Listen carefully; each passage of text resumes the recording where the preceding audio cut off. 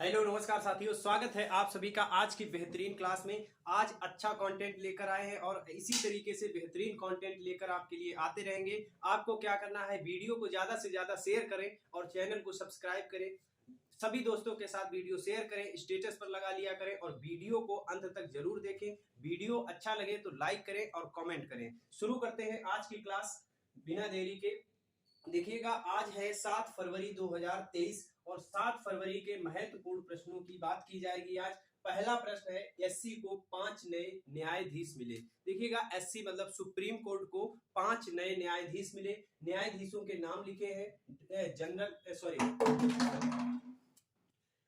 देखिएगा, पंकज मित्तल और करोल, संजय कुमार और ए अमानुल्लाह और मनोज मिश्र। सभी के आगे जो जा लिखा है जस्टिस, तो देखिएगा justice Pankaj Mittal, justice Karol, justice Sanjay Kumar और justice A Amanullah, justice Manoj Mishra. नाम एक बार देख लीजिएगा, पंकज मित्तल, करोल, संजय कुमार, अमानुल्लाह और मनोज मिश्र। इस तरीके से नाम एक दो बार पढ़ लीजिएगा, शायद नाम पूछ दिया जाए। वैसे नाम पूछे जाने की संभावना कम ही रहती है। तो देखिएगा कितने नए न्यायाधीश शामिल किए गए। कैसे आ सकता है प्रश्न कि नए न्यायाधीश सुप्रीम कोर्ट में कितने शामिल किए गए, तो कितने शामिल किए गए, 5 नए न्यायाधीश शामिल किए गए। इसके साथ ही अब न्यायाधीशों की संख्या कितनी हो गई है, तो 34। टोटल संख्या कितनी हो गई है, 34, मतलब 33 और प्लस 1।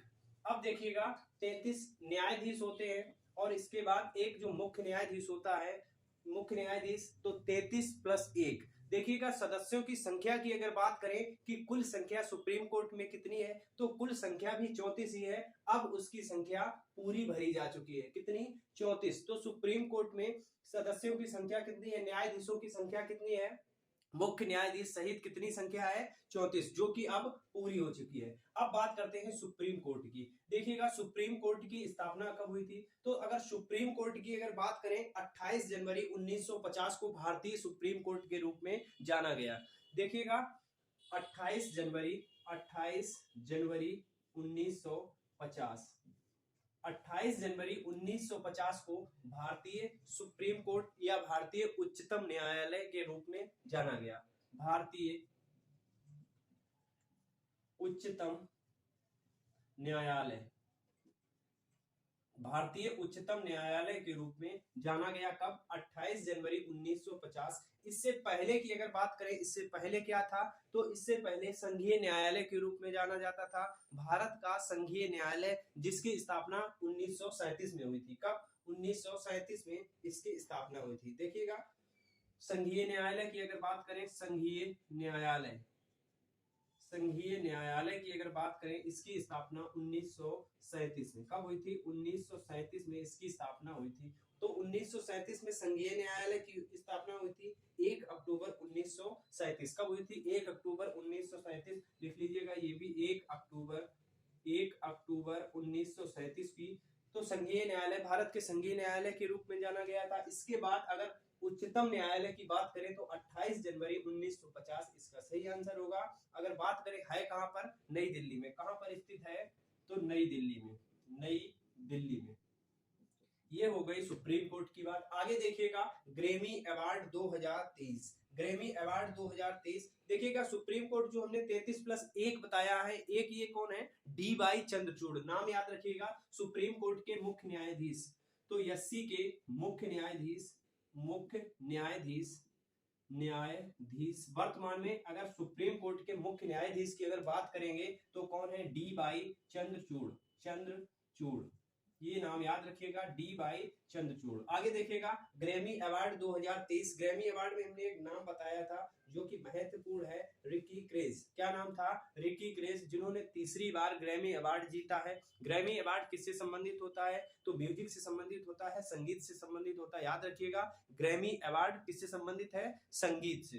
तो ग्रैमी संगीत याद रखिएगा। नाम क्या हमने बताया, देखिएगा ग्रैमी अवार्ड 2023, जिसमें कई एक पुरस्कार कई लोगों को दिए गए। इसमें एक नाम हमने बताया था, कैरी केज। ये नाम याद सॉरी रिकी केज। ये कहां के हैं, भारतीय, रिकी केज। रिकी केज ये कहाँ के हैं? तो ये भारतीय हैं। इनको 3 बार अवार्ड से सम्मानित किया गया। कितनी बार? एक बार 2015 में, 2022 में और 2023 में। तो तीसरी बार इनको सम्मान मिला। रिकी केज नाम याद रखिएगा, है कहाँ के? भारतीय। तो 2015 में भी मिला, 2022 में भी मिला और 2023 का सम्मान, मतलब तीसरी बार ये सम्मानित, और तीसरी बार ग्रैमी अवार्ड से सम्मानित पहले भारतीय हैं। कौन? रिकी केज। आगे देखिएगा, वाणी जयराम का निधन हो गया। वाणी जयराम का हाल ही में निधन हो गया। ये किससे संबंधित थी? तो ये प्रसिद्ध तेलुगु गायिका थी। इन्होंने कई भाषाओं में, 12 से अधिक भाषाओं में इन्होंने संगीत गाए। तो ये मुख्य रूप से तेलुगु भाषा की गायिका थी। कौन थी? गायिका। याद रखिएगा, क्या थी ये? गायिका। तो वाणी जयराम का हाल ही में निधन हो गया। किससे संबंधित थी? तो गायन कला से। आगे देखिएगा, परवेज मुशर्रफ, ये कौन थे? तो पाकिस्तान के पूर्व राष्ट्रपति जिनका हाल ही में निधन हो गया। कहाँ के थे? पाकिस्तान के पूर्व राष्ट्रपति पाकिस्तान के पूर्व राष्ट्रपति जिनका हाल ही में निधन हो गया। इनका जन्म कहाँ पर हुआ था? नई दिल्ली में। और नई दिल्ली में इनका जन्म हुआ था। इसके बाद इनका परिवार पाकिस्तान में रहने लगा था, पाकिस्तान के बंटवारे से पहले। आगे देखिएगा, सर्वाधिक उपग्रह वाला ग्रह। तो वर्तमान की अगर बात करें कि सर्वाधिक उपग्रह वाला ग्रह कौन सा हो गया है, तो बृहस्पति। कौन सा? बृहस्पति। इसके कितने उपग्रह हो गए हैं? 92। बृहस्पति 92, याद रखिएगा, बृहस्पति के 92। सबसे बड़ा ग्रह कौन सा है? बृहस्पति। और सबसे ज्यादा उपग्रह भी इसके ही खोजे गए हैं। तो सबसे ज्यादा उपग्रह किसके हो गए हैं? बृहस्पति के 92। इसके बाद दूसरा नंबर पे शनि आता है। दूसरे नंबर पर शनि आता है। शनि पहले नंबर पर था, अब दूसरे पर हो गया। उसके उपग्रह की अगर बात करें तो वर्तमान में उसके उपग्रहों की संख्या है 83। कितनी? 83। और इसके 92। दूसरा प्रश्न है, देखिएगा, व्हाट्सएप चैटबॉट बाल मित्र लॉन्च। कहां पर ये लॉन्च किया गया? व्हाट्सएप चैटबॉट बाल मित्र लॉन्च किया गया। तो बाल मित्र को लॉन्च किया गया।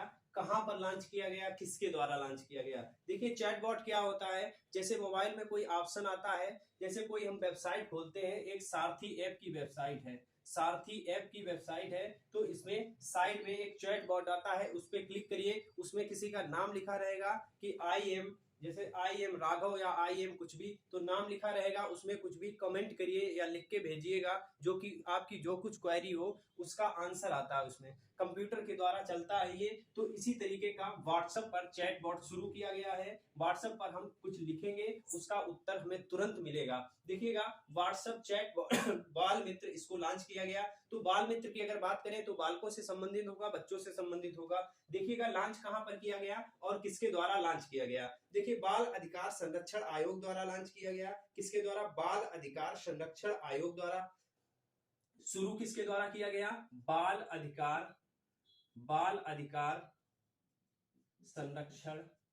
संरक्षण आयोग। और कहां का? दिल्ली का। कहां का? नई दिल्ली का। तो दिल्ली बाल अधिकार संरक्षण आयोग द्वारा इसको शुरू किया गया। और लॉन्चिंग की अगर बात करें तो मनीष सिसोदिया कौन है? दिल्ली के उप मुख्यमंत्री। कौन है? दिल्ली के उप मुख्यमंत्री। तो मनीष सिसोदिया द्वारा इसको लॉन्च किया गया। मनीष सिसोदिया द्वारा लॉन्च किया गया। मनीष सिसोदिया, याद रखिएगा, मनीष सिसोदिया कौन है? वहां के दिल्ली के उप मुख्यमंत्री। तो मनीष सिसोदिया द्वारा इसको लॉन्च किया गया। अब देखिएगा, किसके लिए लॉन्च किया गया? तो बच्चों के लिए, बाल अधिकार संरक्षण के लिए। किसके लिए? बाल अधिकार संरक्षण के लिए लॉन्च किया गया। डीपीपीआरसी, ये डीपीपीआरसी। अब बाल अधिकारों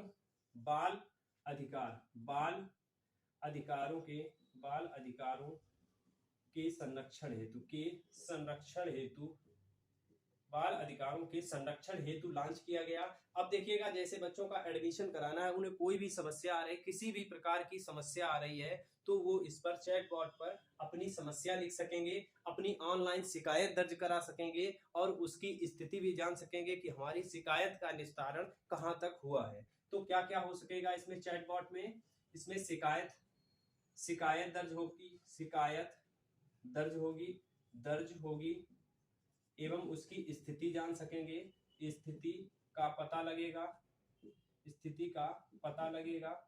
तो देखिएगा शिकायत अपनी दर्ज कर सकेंगे, स्थिति का पता लगा सकेंगे। इसके बाद सूचना खोजना, कोई भी हमें सूचना चाहिए तो उसकी सूचना वहां पर उपलब्ध रहेगी। सूचना खोजना, सूचना खोजना, सूचना खोजना, ये थी इसकी जानकारी।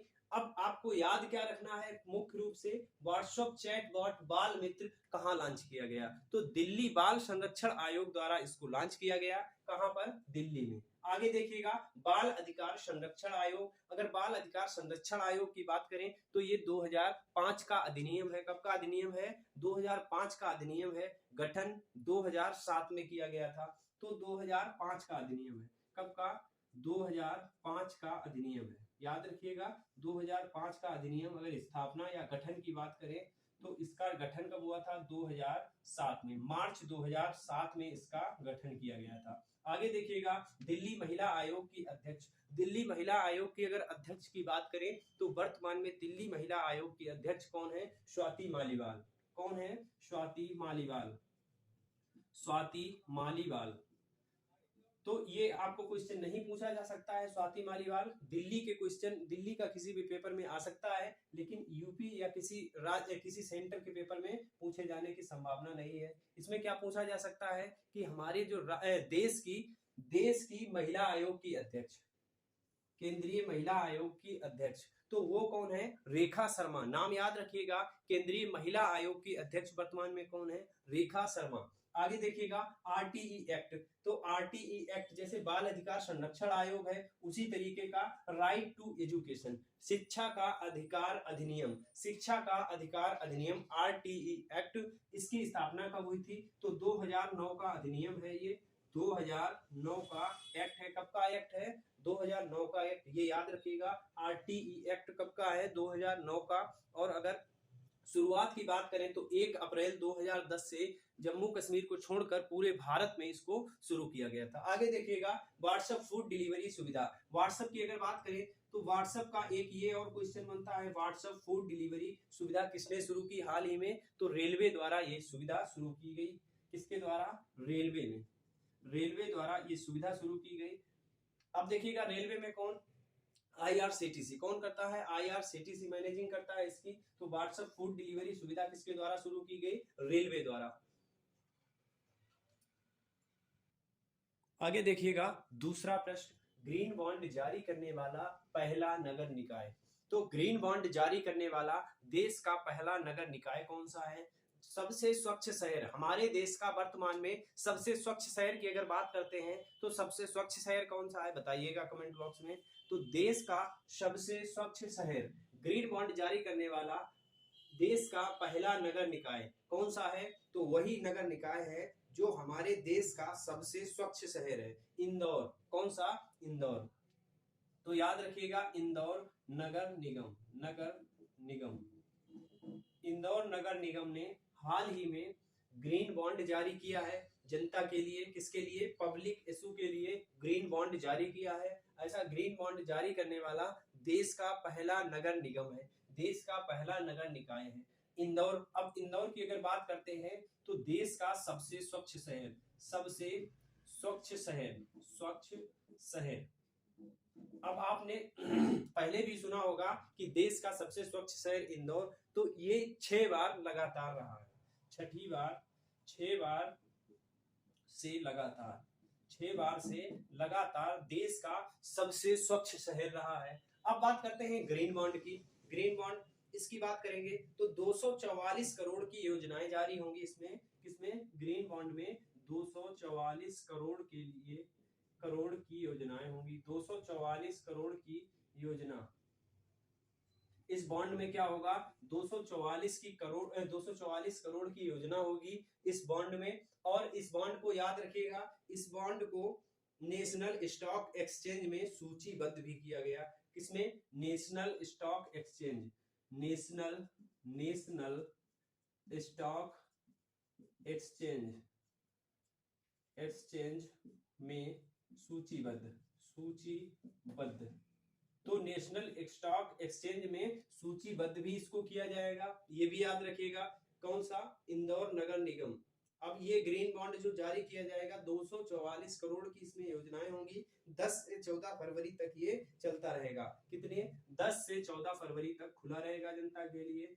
10 से 14 फरवरी 10 से 14 फरवरी तक ये जनता के लिए खुला रहेगा। अब देखिएगा इसमें पंपिंग की योजनाएं हैं, सौर से चलने वाली पंपिंग की योजनाएं, जिसमें 60 मेगावाट, कितना? 60 मेगावाट सौर ऊर्जा होगी। कितनी? 60 मेगावाट की। तो ये याद रखिएगा, ग्रीन बॉन्ड जारी करने वाला पहला नगर निकाय इंदौर नगर निगम है। कौन सा? इंदौर नगर निगम है।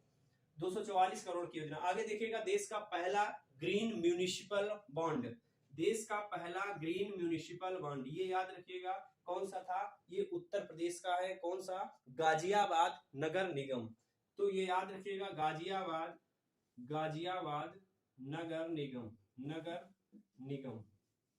गाजियाबाद नगर निगम। देश का पहला ग्रीन म्यूनिसिपल बॉन्ड किसने जारी किया था? गाजियाबाद नगर निगम, उत्तर प्रदेश। आगे देखिएगा मसाला बॉन्ड। तो मसाला आप सभी जानते होंगे, मसाला कहां पर होते हैं ज्यादा?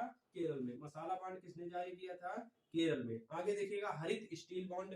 हरित स्टील बॉन्ड किसने जारी किया था?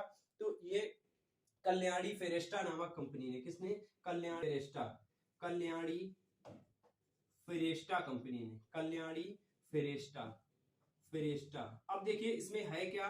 कल्याणी फेरेस्टा कंपनी, इसने जो स्टील बनाई थी पूर्ण रूप से हरित, उसमें बहुत ही नाम मात्र का कार्बन उत्सर्जन था। किसका? कार्बन उत्सर्जन बहुत ही नाम मात्र का था, बहुत ही कम प्रदूषण था, बहुत ज्यादा कम। तो हरित, इसीलिए हरित कहा गया। हरित स्टील बॉन्ड किसने जारी किया? कल्याणी फेरेस्टा ने। ये याद रखिएगा, कंपनी का नाम कल्याणी फेरेस्टा। आगे देखिएगा चौथा प्रश्न, लद्दाख का पहला जैव विविधता विरासत घोषित। तो लद्दाख का ये पहला होगा जैव विविधता विरासत में घोषित किया जाएगा। अब देखिएगा जैव विविधता विरासत में क्यों घोषित किया जाएगा? संकटग्रस्त है। कौन? संकटग्रस्त है, उसको शामिल किया जाएगा। तो दुर्लभ, खतरा, संकटग्रस्त, दुर्लभ, खतरे में जो प्रजातियां होती हैं, खतरे में प्रजातियां, दुर्लभ और संकटग्रस्त, खतरे में जो प्रजातियां होती हैं, तब शामिल किया जाता है जैव विविधता विरासत। संरक्षण के लिए इसको शामिल किया जाता है। तो लद्दाख का ऐसा पहला है। कहाँ का? लद्दाख का पहला है। अब देखिएगा किसको शामिल किया गया है? तो एक वहां की झील है, उसको शामिल किया गया। कहाँ की है? लद्दाख की। अब ऊंचाई पर है झील, 4820 मीटर की ऊंचाई पर यायासो झील। कौन सी? यायासो झील लद्दाख का है। तो अलग तरीके का नाम भी होगा। हमने बताया जम्मू कश्मीर और लद्दाख में कुछ विशेष नाम होते हैं, उनके नाम पढ़कर ही आपको याद आ जाएगा। तो नाम क्या है? यायासो झील, यायासो झील। अब ये झील है, ऊंचाई हमने कितनी बताई? 4820। कितनी? 4820 फीट की ऊंचाई है। कितनी? 4820 फीट की ऊंचाई है। इतनी ऊंचाई पर ये झील स्थित है। कितनी? 4820 फीट की ऊंचाई पर स्थित ये झील है। अब देखिएगा लद्दाख का पहला जैव विविधता विरासत स्थल ये घोषित किया गया। अब ये झील जो है पक्षियों के लिए स्वर्ग भूमि जानी जाती है। पक्षियों की स्वर्ग भूमि, किसकी? पक्षियों की स्वर्ग भूमि, पक्षियों की स्वर्ग भूमि के रूप में जानी जाती है। अब पक्षियों की अगर बात करें तो लद्दाख का राजकीय पक्षी क्या है?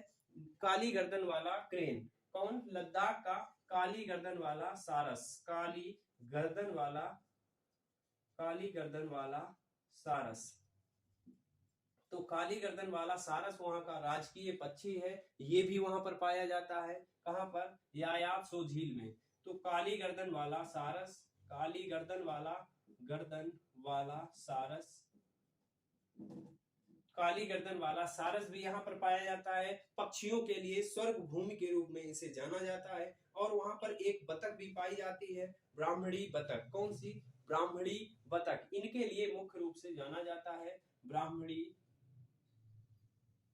ब्राह्मणी बतख और काली गर्दन वाला क्रेन या सारस। ब्राह्मणी बतख, ये याद रखिएगा, ब्राह्मणी बतख और काली गर्दन वाला सारस मुख्य रूप से यहाँ पर पाया जाता है या सो झील पर।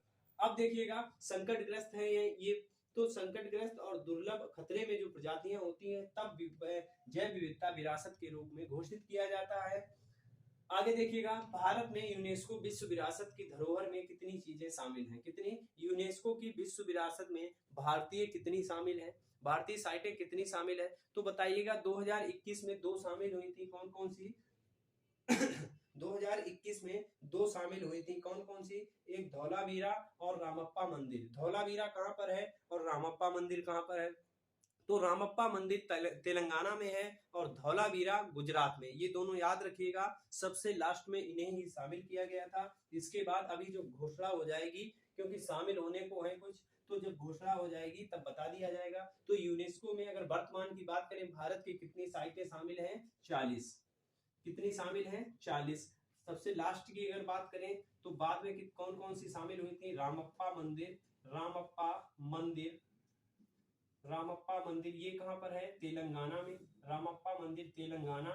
और इसके बाद धौलावीरा, धौलावीरा, धौलावीरा, धौलावीरा ये कहां पर है, तो ये गुजरात, गुजरात।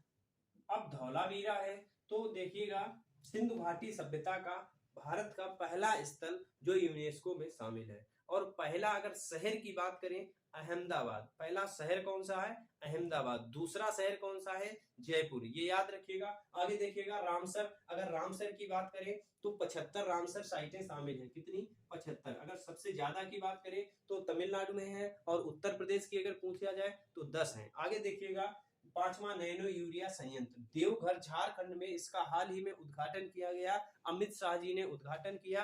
किसके द्वारा बनाई जा रही है, तो किसके द्वारा बनाया जा रहा है ये संयंत्र, इफ्को द्वारा।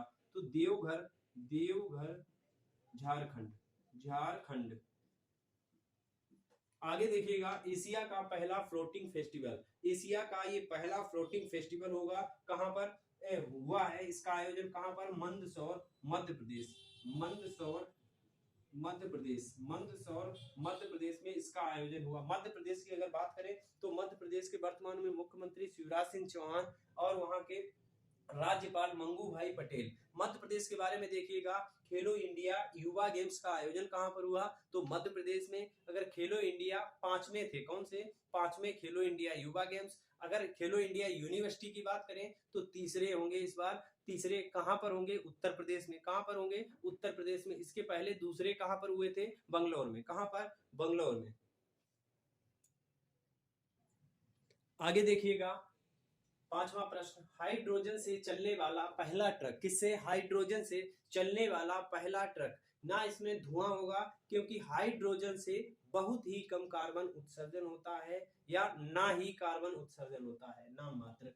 तो हाइड्रोजन से चलने वाला पहला ट्रक, इसको हरी झंडी दिखाई गई, किसके द्वारा हरी झंडी दिखाई गई और बनाया किसके द्वारा, तो अशोक लीलैंड और रिलायंस के द्वारा। किसके द्वारा, अशोक लीलैंड और मुकेश अंबानी की कंपनी रिलायंस द्वारा इसको बना करके तैयार किया गया। हरी झंडी किस कब दिखाई गई, तो हरी झंडी बंगलौर कर्नाटक। कहां पर, तो हरी झंडी कब दिखाई गई, मुख्यमंत्री सॉरी प्रधानमंत्री नरेंद्र मोदी ने इसको हरी झंडी दिखाई।